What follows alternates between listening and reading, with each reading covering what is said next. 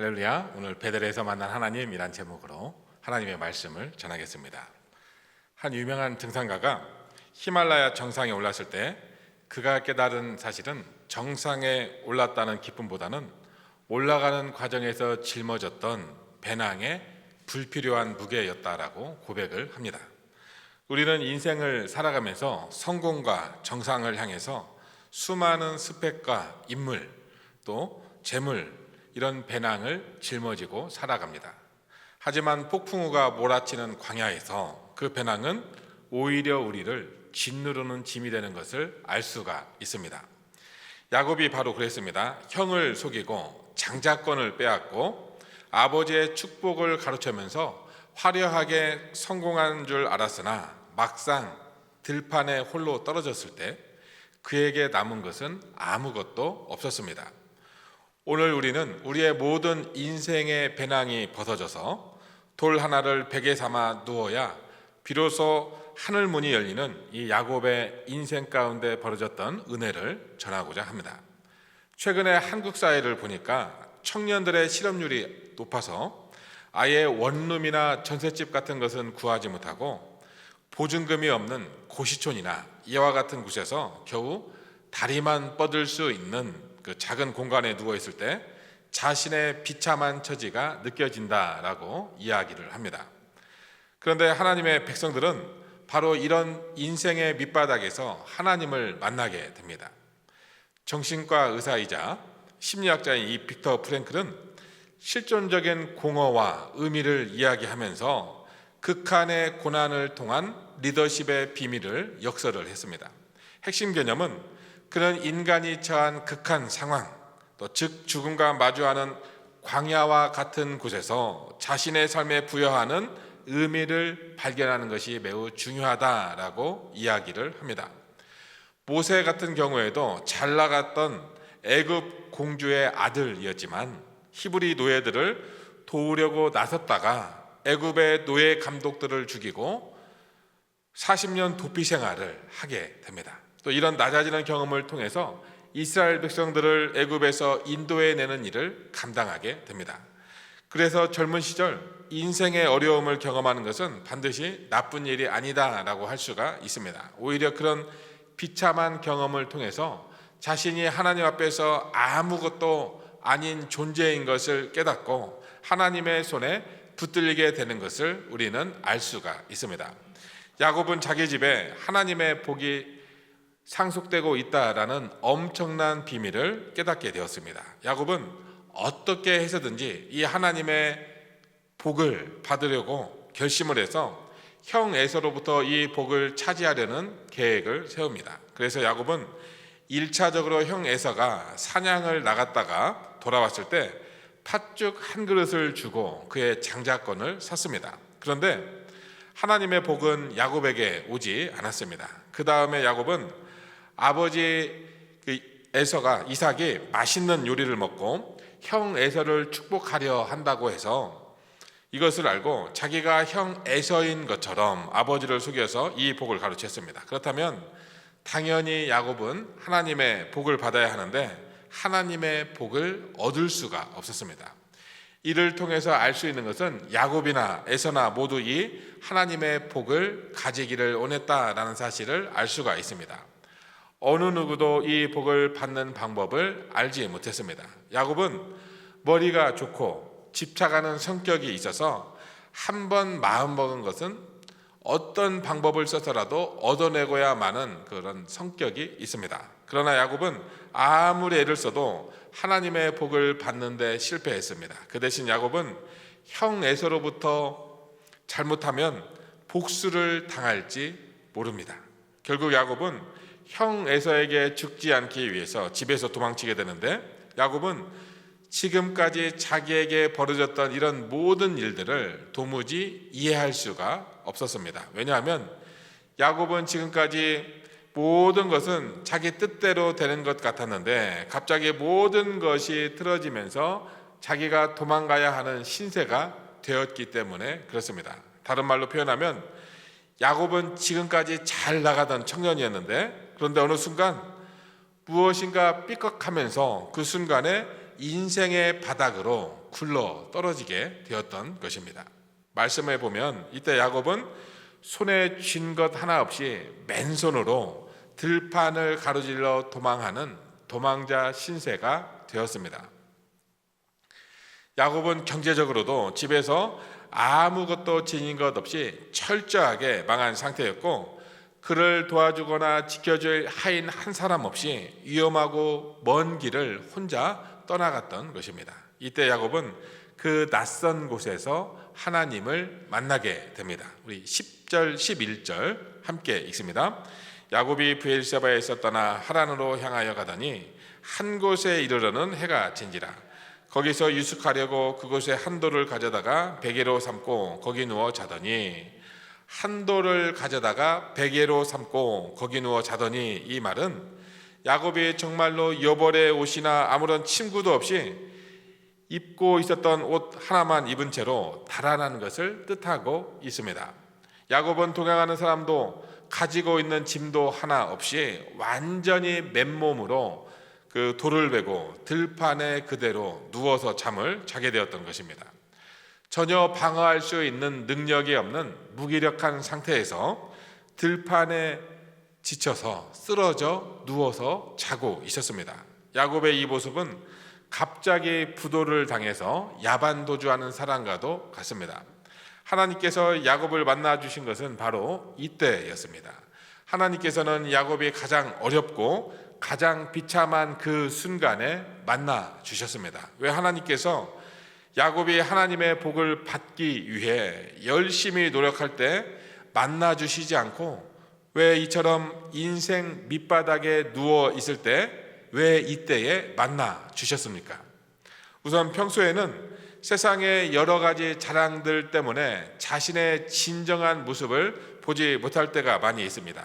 또 세상적으로 돈이 있거나 높은 자리에 있으면 하나님 앞에서도 그것이 통할 줄로 생각합니다. 그래서 우리는 하나님 앞에서 전혀 낮아질 생각을 하지 못하고 자기 마음대로 하나님을 만들어서 하나님을 만나려고 생각할 때가 많이 있습니다. 그러나 우리가 이 세상의 실패해서 아주 낮은 자리에 처해 있을 때 비로소 하나님 앞에서 자기 자신은 아무것도 아니다라는 사실을 그때서야 인정하게 됩니다. 결국 인간은 하나님 앞에서 하나의 진흙덩어리에 불과한 것입니다. 여러분, 우리가 어떤 존재예요? 코로 호흡하는 존재일 뿐입니다.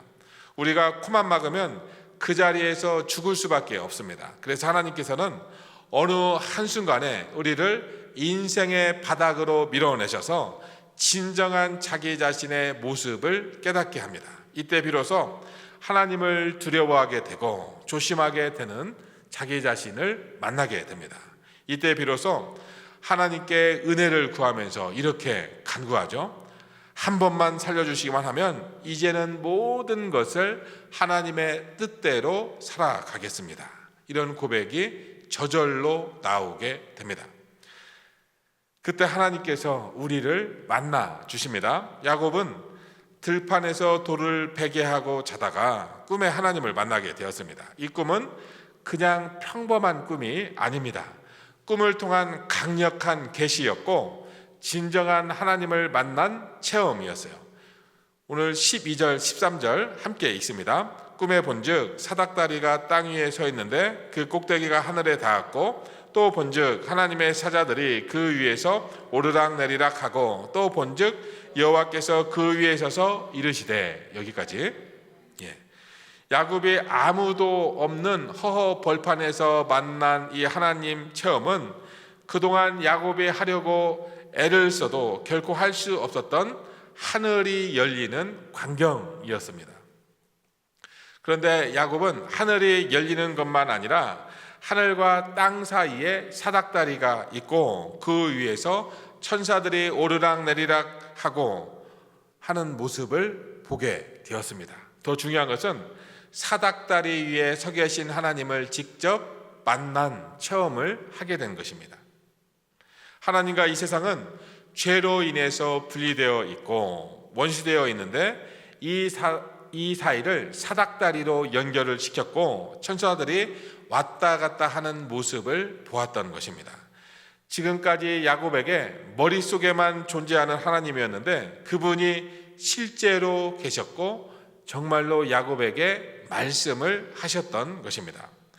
우리가 먼저 알아야 할 것이 무엇이에요?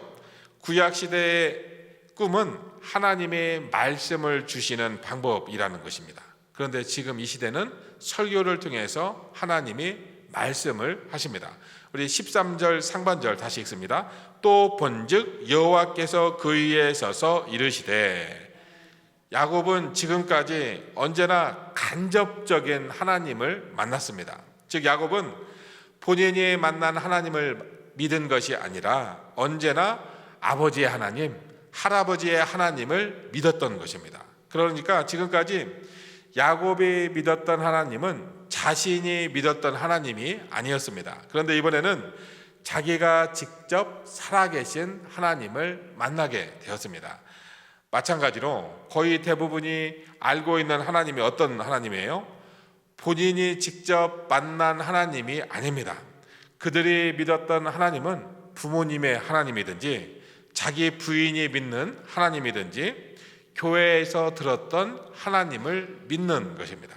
그래서 이들은 하나님에 대한 이야기를 많이 들었지만 아직 자신은 체험해보지 못했습니다. 그래서 그들은 교회에 와서 예배를 드리지만 그 신앙이 절대로 진지하지 않습니다. 이들은 다른 사람을 위해서 예배를 드리러 오는 것 같습니다. 그래서 예배를 드리면서도 전혀 하나님을 만난 감격을 찾아볼 수가 없고 사람을 만나러 오듯이 교회를 올 때가 많이 있습니다. 그러다가 인생의 큰 풍파를 겪고 하나님을 드디어 체험할 때가 옵니다. 그때는 하나님 앞에서 어떻게 돼요? 완전히 나 자신이 죽어지는 체험을 하게 됩니다. 그리고 지금까지 자기가 하나님을 인정하지 않고 자기 멋대로 살아왔던 삶을 그때서야 하나님 앞에 회개하게 됩니다. 자기의 죄였다라는 것을 깨닫게 된 것이죠.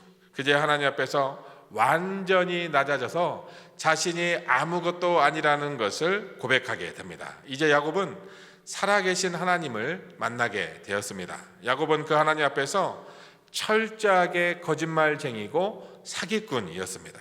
이때가 바로 야곱이 새 사람으로 태어나는 순간이고 천국의 영광을 처음으로 경험하는 순간이었습니다. 우리 인간에게 가장 놀라운 것은 처음으로 살아계신 하나님을 만나는 체험에 있습니다. 야곱이 본 것은 사닥다리를 통해서 이 세상에 내려오려고 하시는 하나님이었습니다. 하나님이 오시기 전에 먼저 하나님의 사자들이 오르락 내리락 하고 있습니다. 그러나 야곱이 궁극적으로 보았던 이 하나님은 이 세상에 내려오셔서 사람들을 만나고 구원하시기를 원하시는 하나님이십니다. 야곱이 본 하나님은 성자 하나님의 나타나심으로 해석을 합니다. 야곱이 지금까지 원했던 것은 이 세상의 복을 다 차지하는 것이었고 아버지의 그 많은 재산을 가지고 형 에서를 이기는 것입니다. 그러나 하나님께서 야곱에게 보여주신 것은 하나님의 아들이 직접 이 세상에 오셔서 우리 사람들의 죄를 용서해 주시고 하나님과 화해하는 모습이었습니다. 결국 그 천사들이 오르락 내리락 했던 그 사다리는 하나님과 우리를 잇는 통로이신 예수 그리스도를 상징하면서 야곱과 그 후손들은 은혜의 통로로 부름받은 것임을 우리는 깨닫게 됩니다. 하나님은 야곱에게 하늘과 땅이 갈라져 있는 모습을 보게 하셨고 또 하나님과 세상의 원수된 모습을 보게 하셨습니다. 결국 이 세상에서 가장 심각한 것은 에서와 같은 사람이 아니라 죄가 문제다라고 할 수가 있습니다.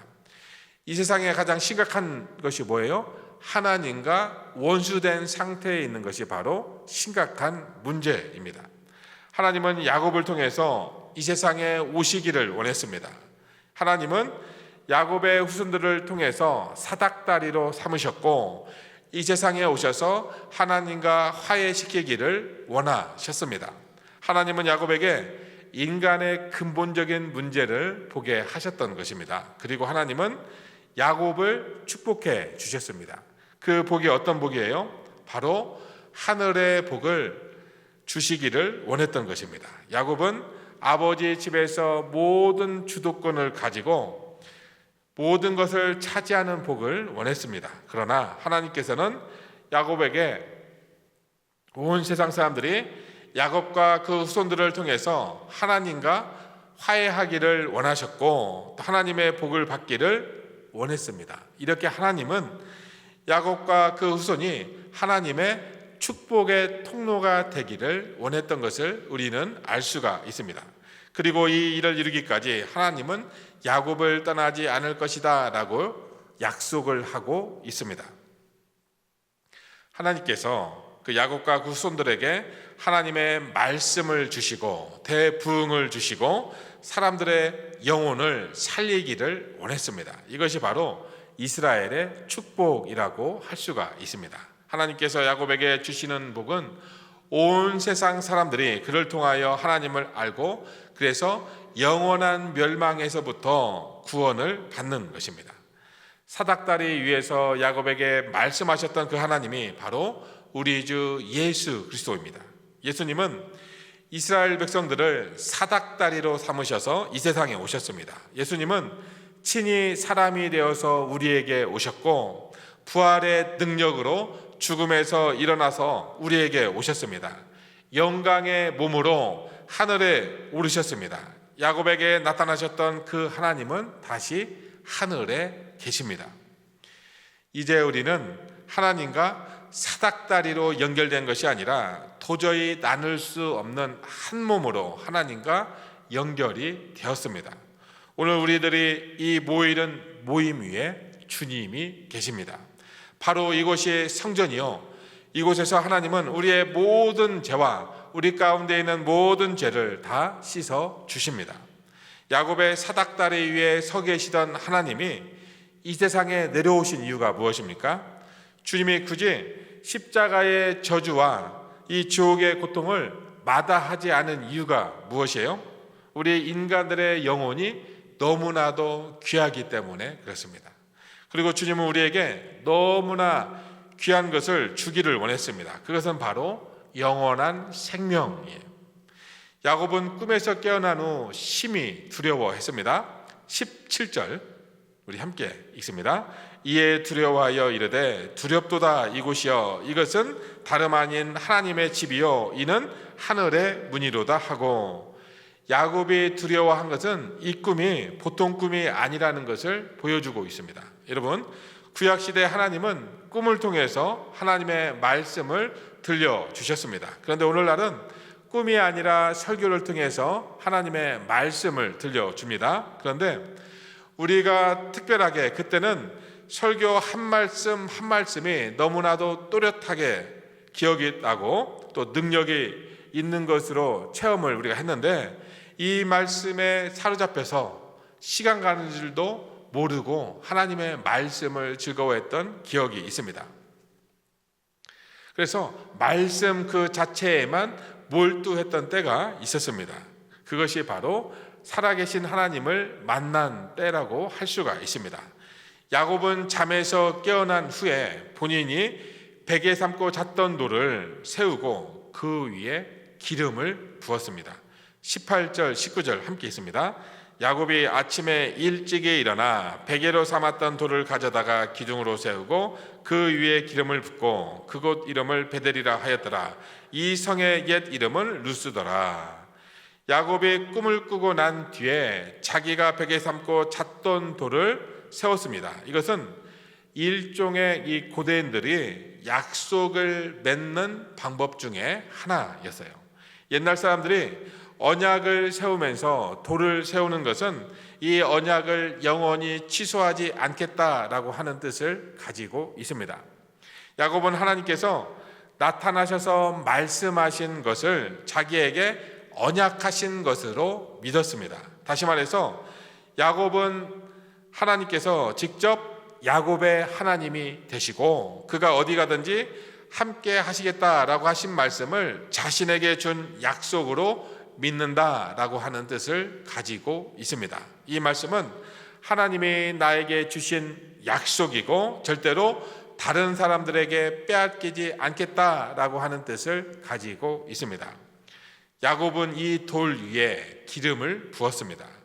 나중에 이스라엘 백성에게는 기름을 붓는 의식이 많이 생기게 돼요. 그것은 특히 하나님께 구별하여 바쳤다라는 의미를 가지고 있습니다. 그리고 일단 무엇이든지 하나님께 구별해서 바친 것은 다른 용도로 사용할 수가 없습니다. 야곱은 자기가 베개 삼고 잤던 돌 위에 기름을 부음으로 하나님을 만난 감격과 감사를 표했습니다.